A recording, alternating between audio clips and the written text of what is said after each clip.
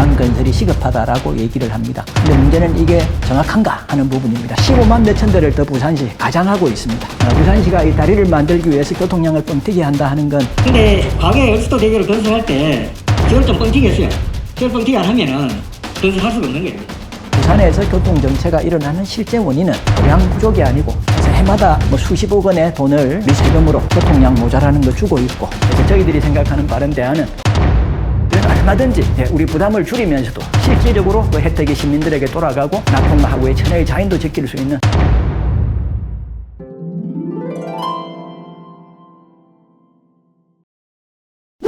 부산 낙동강에는 다리가 10개뿐이다. 그래서 다리가 많이 모자라기 때문에 출퇴근 시간에 교통정체가 일어난다라고 얘기를 합니다. 근데 이 내용을 자세히 살펴보게 되면 이 부산이 다리가 모자라는 게 아니고 너무 많구나 하는 걸 아실 수가 있습니다. 진짜 원인이 뭐냐 그러면은 서울 한강 같은 경우는 교량이 28건데 전체 차로수가 124개입니다. 그리고 부산은 10개 교량 중에 그 차가 다니는 차로수는 46개인데 보시게 되면 교량당 차로수도 서울이 많다는 걸 알 수가 있습니다. 그러니까 부산은 확장 가능성이 그만큼 있다는 거고, 더 심각한 건 이 1개 차로에 다니는 차량 숫자를 한번 비교해 보게 되면은 서울 한 개 차로에는 차량이 평균 16,000대가 다니고 있습니다. 근데 이 낙동강 같은 경우는 한 개 차로가 소화하는 숫자가 서울에 택도 없죠. 12,000대 정도 다니고 있습니다. 이제 차로당 교통량이 부산이 훨씬 적더라. 적은 차가 다니더라.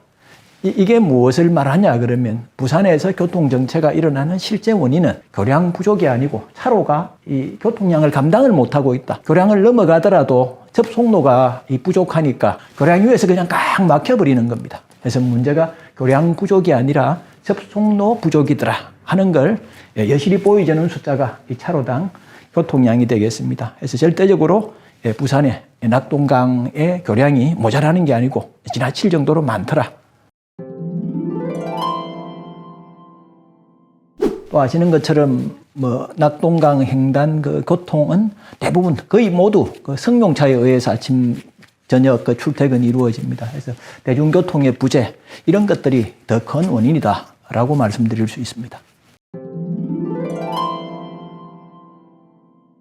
두 번째, 많은 분들이 또 얘기하고 이제 부산시가 하는 얘기가 서부산이 이제 급속히 개발되고 있더라. 이로 인해 가지고 교통량이 급증하니까 그 급증하는 교통량에 대비해서 교량 건설이 시급하다라고 얘기를 합니다.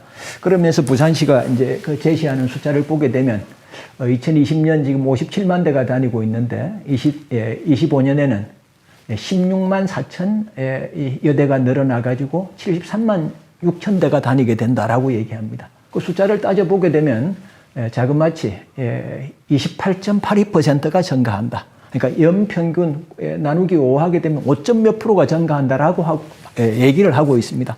근데 문제는 이게 정확한가 하는 부분입니다. 해서 자료를 한번 찾아봤습니다. 부산시가 2020년도에 차량 교통량을 조사해서 그 최종 보고서를 만들어서 지금 홈페이지에 실어 놓은 겁니다. 거기 보게 되면은 낙동강 교량 교통량 추이라고 되어 가지고 있습니다. 구포 낙동강교부터 얼숙도 대교까지 7개 교량이 2016년부터 2020년까지 그 교통량이 어떻게 변화했는가를 기록을 해 두었는데 그 내용을 보게 되면 이거 다 합치게 되면 2016년은 43만 7,636대입니다. 해가지고 2020년 44만 5천여 대로 실제 증가한 숫자가 얼마냐 그러면은 7,800대가 늘었습니다. 그 4년 동안 1.79%가 늘은 겁니다. 그래서 4년으로 나누어 보게 되면 연평균 0.45% 증가하고 있습니다. 부산의 전체 교통량은 지금 인구가 줄면서 2016년부터 계속 줄고 있는데 말씀하신 대로 요 낙동강을 횡단하는 교량은 에코델타시티 개발이라든지 신안 개발이라든지 이런 것들로 인해 가지고 다른 지역에 비해서 부산은 전체는 주는 데 비해서 조금 증가하고 있는데 그 증가하는 수치는 불과 0.45% 뿐이더라는 겁니다. 그래서 요 0.45%를 그대로 적용하게 되면은 현재 57만여 대가 0.45%를 적용하게 되면은 58만 4천 대입니다. 그래서 부산시가 얘기하는 16만 4천 대가 는다. 하고는 실제치가 굉장히 뻥튀기 되어 있는 걸 이 숫자를 보시면 알 수가 있습니다. 15만 몇천 대를 더 부산시 가장하고 있습니다. 부산시가 이 다리를 만들기 위해서 교통량을 뻥튀기 한다 하는 건 작년 12월 2일 부산시하고 그 합동으로 열린 대저대교 최정 노선을 선정하기 위한 라운드 테이블 1차 회의 때 부산시 그 발제자인 정은영 교수님 이미 얼숙도 대교 때도 다리를 만들라 그러면 뻥튀기 안 하면 안 된다 하는 걸 그 말씀한 바 있습니다. 근데 과거에 얼숙도 대교를 건설할 때 수요를 좀 뻥튀기 했어요. 수요를 뻥튀기 안 하면은 건설할 수가 없는 거예요, 그냥.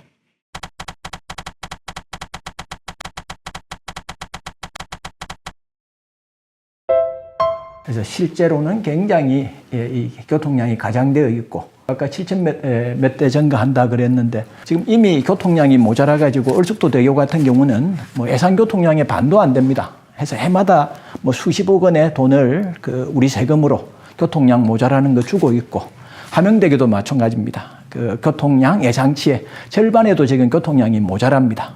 하기 때문에 뭐 함영대교라든지 얼숙도대교 여기 교통량만큼만 차가 다녀도 이 뭐 부산시가 증가한다고 하는 증가치 모두 수용하고도 남습니다. 또 하나 서울 한강은 그 16,000대가 그 차로당 그 소화를 한다 그랬고 우리 낙동강은 12,000대밖에 소화를 못 한다 그랬는데 낙동강 횡단 그 교량의 차로 한 개당 교통량이 서울 한강 수준으로 올라가게 되면은 접속도 개선을 통해서 올라간다면은 46개 현재 차로가 그 소화할 수 있는 차량 숫자가 74만 대가 넘습니다. 부산시가 얘기하는 교통량 증가 그대로 인정해 주더라도 이걸 다 소화하고도 남는 숫자가 되겠습니다. 거기다가 지금 현재 지금 10개 있지만은 그 부전 마산간 복전철 지금 거의 완공 단계이지 않습니까? 거기다가 이제 하단 녹산간 경전철도 건설이 예정이 되어 있기 때문에 부산시가 말씀하시는 대로 교통량은 이렇게 급증할 수 없고 설사 급증하더라도 지금 교량 가지고 얼마든지 해결이 가능하다는 걸 아실 수가 있습니다.